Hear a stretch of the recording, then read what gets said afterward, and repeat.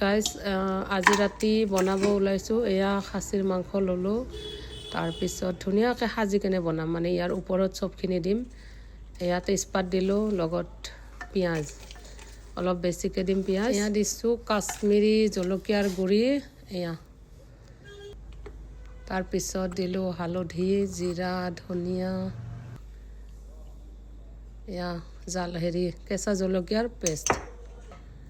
এইটো কেঁচা জলকীয়া মই ধুনীয়াকৈ গুড়া কৰি চিচাৰ বৈয়ামত থৈ দিছোঁ। এয়া হৈছে আদা নহৰুৰ পেষ্ট, লগতে নিমখ, আন্দাজমতে নিমখ দিলোঁ, লাগিলে দিম বাৰু। অকণমান মিঠাতেল দিছোঁ, বহুত বেছি দিয়া নাই।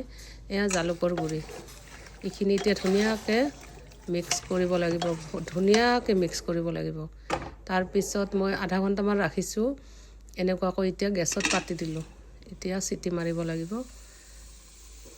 এয়া চিটি মাৰিলে, দুটা চিটি মাৰি লৈ তাৰপিছত চেক কৰিম। পানীটো শুকাব লাগিব যিহেতু ফ্ৰিজত আছিলে মাংসটো। তাৰপিছত বনাই আছোঁ ৰুটি, মানে আজি খাচীৰ মাংস লগত ৰুটি।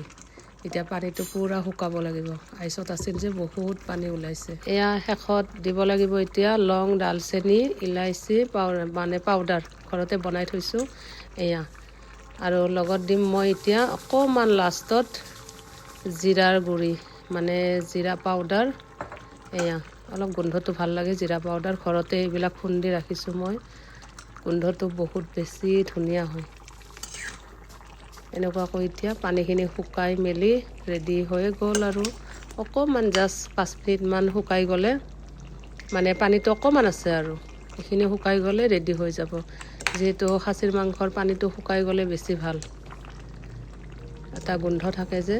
এয়া পানীটো শুকাই যাব দিম, তাৰপিছত এনেকুৱাকৈ ৰেডি হৈয়ে যাব। ইপিনে আকৌ ৰুটি বনাব লাগিব, ৰুটিখিনি ৰেডি কৰি আছোঁ। পিন্ধা যোৱা মোক হেল্প কৰি আছে, তাই বেলি দিলে বাৰু ধুনীয়াকৈ। এয়া বেলি কেনে ৰাখি দিছে, মই এতিয়া বনাম। এয়া বনাই মেলি ৰেডি কৰিলোঁ। যিহেতু ৰাগী, আশীৰ্বাদ এইবিলাকৰ অলপ কালাৰটো বেলেগ। আজি ৰাতি গাইজ এইবিলাক বনালোঁ। বাকী ভিডিঅ'টো কেনেকুৱা লাগিছে জনাব।